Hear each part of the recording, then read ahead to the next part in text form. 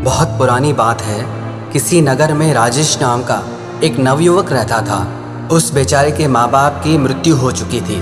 बहुत ही गरीबी में उसके दिन गुजर रहे थे। जैसे तैसे काम करके वो अपने खाने के लिए आटा और चावल ले आता था।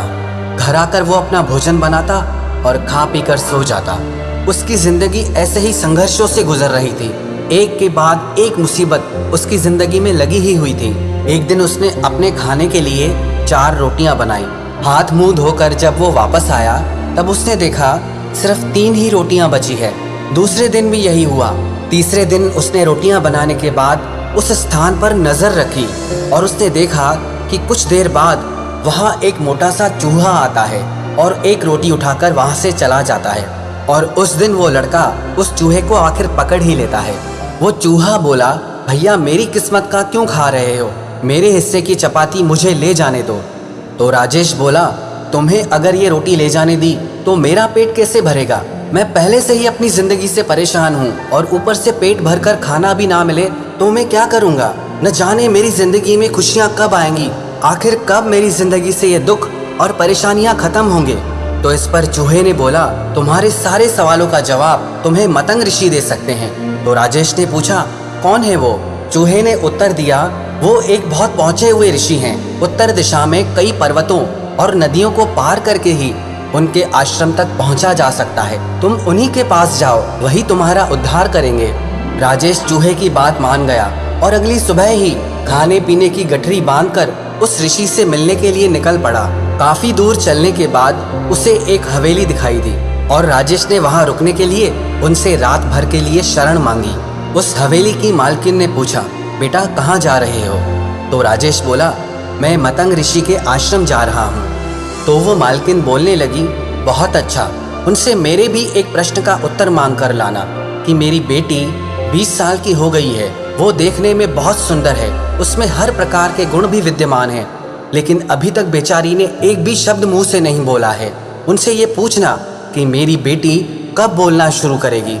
और ऐसा कहते कहते वो हवेली की मालकिन बहुत रोने लगी। तो राजेश ने उनसे कहा, आप बिल्कुल भी परेशान मत हो, मैं आपका उत्तर लेकर ज़रूर आऊँगा।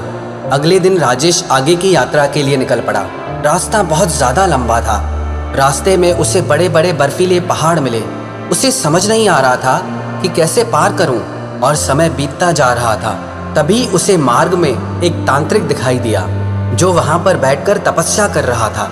राजेश तांत्रिक के पास गया और उनसे बोला कि मुझे मतंग ऋषि के दर्शन के लिए जाना है और ये रास्ता तो बहुत परेशानी वाला लग रहा है, मैं आगे कैसे जाऊं? तो उस तांत्रिक ने कहा, मैं तुम्हारा सफ़र आसान बना दूंगा, पर तुम्हें मेरे एक प्रश्न का उत्तर लाना होगा। तो राजेश उनसे कहने लगा, अगर आप मुझे वहां पहुंचा सकते हैं तो आप खुद वहां क्यों नहीं चले जाते?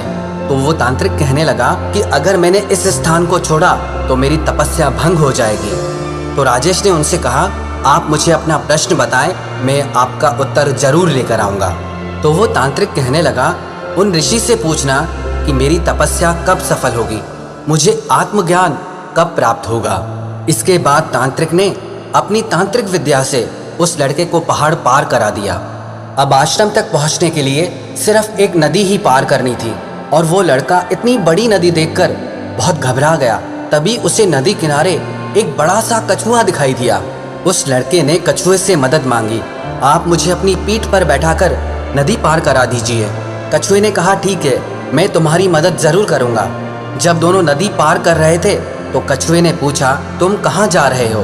तो उस लड़के ने उत्तर दिया, मैं मतंग ऋषि से मिलने जा रहा हूँ। तो कछुआ कहने लगा, ये तो बहुत अच्छी बात है, क्या तुम मेरा एक प्रश्न उनसे पूछ सकते हो? तो राजेश ने बोला, हाँ, मैं उनसे आपके प्रश्न का उत्तर ज़रूर लेकर आऊँगा। तो वो कछुआ कहने लगा, मैं एक असाधारण कछुआ हूँ जो समय आने पर ड्रैगन बन सकता है। मैं 500 सालों से इसी नदी में हूँ और ड्रैगन बनने की कोशिश कर रहा हूँ, लेकिन मैं कब ड्रैगन बनूंगा इस प्रश्न का उत्तर तुम उनसे पूछ कर आना। नदी पार करके कुछ दूर जाने पर मतंग ऋषि का आश्रम दिखाई देने लगा। आश्रम में प्रवेश करने पर शिष्यों ने उस लड़के का बहुत स्वागत किया।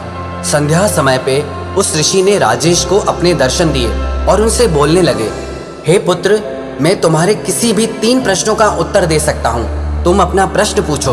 वो बहुत सोच में पड़ गया। कि वो अपना प्रश्न पूछे या उसकी मदद करने वाली मालकिन, तांत्रिक और कछुए का प्रश्न पूछे। वो अपना प्रश्न पूछना चाहता था, पर उसने सोचा कि उसे मुसीबत में मदद करने वाले लोगों का उपकार नहीं भूलना चाहिए। उसे ये नहीं भूलना चाहिए कि उसने उन लोगों से उनके प्रश्न का उत्तर लाने का वादा किया है। उसी पल उसने निश्चय किया कि वो खूब मेहनत करेगा और अपनी जिंदगी को बदल देगा। लेकिन इस समय पर उन 3 लोगों की जिंदगी में बदलाव लाना बहुत जरूरी है। और यही सोचते सोचते उसने ऋषि से पूछा, हवेली की मालकिन की बेटी कब बोलना शुरू करेगी?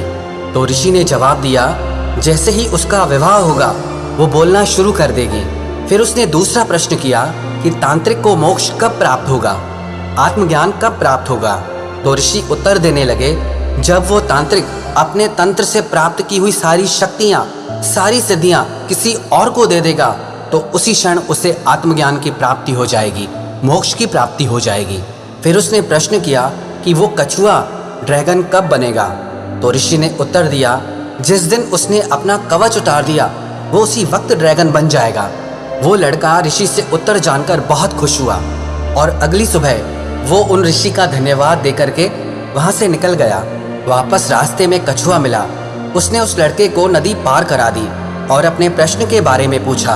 तब राजेश ने कछुए से कहा, अगर तुम अपना कवच उतार दो तो तुम इसी समय ड्रैगन बन जाओगे।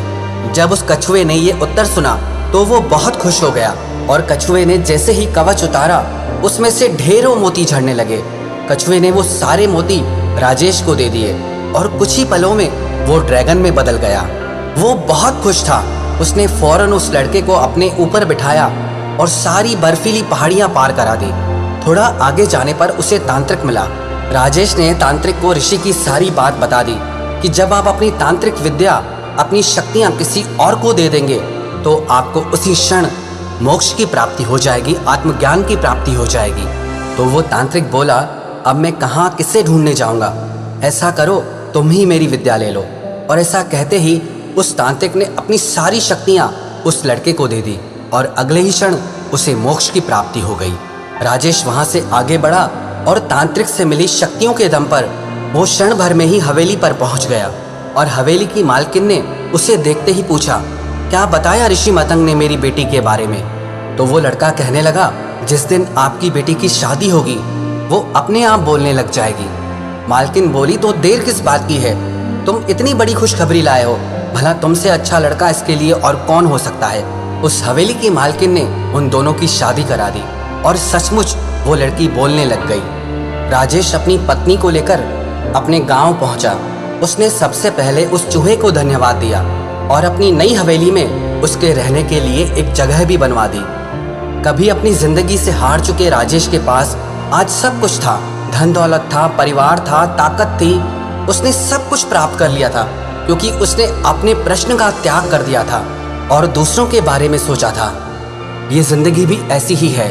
कई बार जब हम अपना स्वार्थ छोड़कर किसी दूसरे की मदद करते हैं, किसी और का भला करते हैं, तो वो कुदरत, वो प्रकृति हमें उस भलाई का बदला 100 गुना करके लौटाती है। हम चाहे माने या ना माने इस बात को, लेकिन जो भी हम कर्म करते हैं, अच्छा या बुरा, सही या गलत, उन कर्मों का फल हमें ज़रूर मिलता है। अगर आपने किसी के साथ भलाई की है, अच्छाई की है, तो विश्वास रखना उस भलाई का फल, उस अच्छाई का फल एक दिन आपको ज़रूर मिलेगा।